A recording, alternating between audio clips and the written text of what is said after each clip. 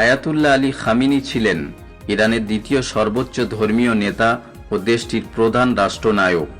1939 সালের 19 এপ্রিল মাশহাদে জন্মগ্রহণ করেন।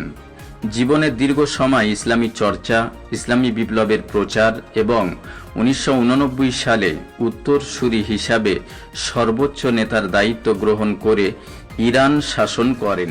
ইরানের উত্তর পূর্বাঞ্চলীয় শহর মাশহাদের একটি ধার্মিক অথচ দরিদ্র পরিবারে তিনি জন্মগ্রহণ করেন। পরবর্তীতে ধর্মীয় উচ্চশিক্ষার জন্য তিনি কম শহরে গমন করেন। ইসলামী চিন্তাবিদ হিসাবে খ্যাতি অর্জন করেন। 1960-এর দশক থেকে তিনি আয়াতুল্লাহ রুহুল্লাহ খামিনি ইসলামী বিপ্লবের স্থপতি এর অনুসারী হিসাবে মোহাম্মদ রেজা শাহ পেহলুবির সরকারের বিরুদ্ধে আন্দোলনে যুক্ত হন।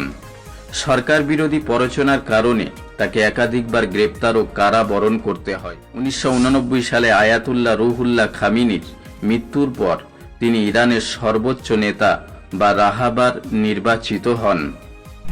মৃত্যুর আগে পর্যন্ত দীর্ঘ 3 দশকেরও বেশি সময় তিনি এই পদে অধিষ্ঠিত ছিলেন। সর্বোচ্চ নেতা হিসাবে তিনি বিচার বিভাগ, সামরিক বাহিনীর প্রধান নিয়োগ সহ রাষ্ট্রীয় নীতি নির্ধারণে চূড়ান্ত ক্ষমতার অধিকারী ছিলেন। আন্তর্জাতিক মহলে তিনি রক্ষণশীল নেতা হিসাবে পরিচিত ছিলেন। মার্কিন যুক্তরাষ্ট্র ও ইসরায়েলের কট্টর সমালোচক ছিলেন। তার জীবন আবাসন 2026 28 ফেব্রুয়ারি 86 বছর বয়সে তিনি মৃত্যুবরণ করেন।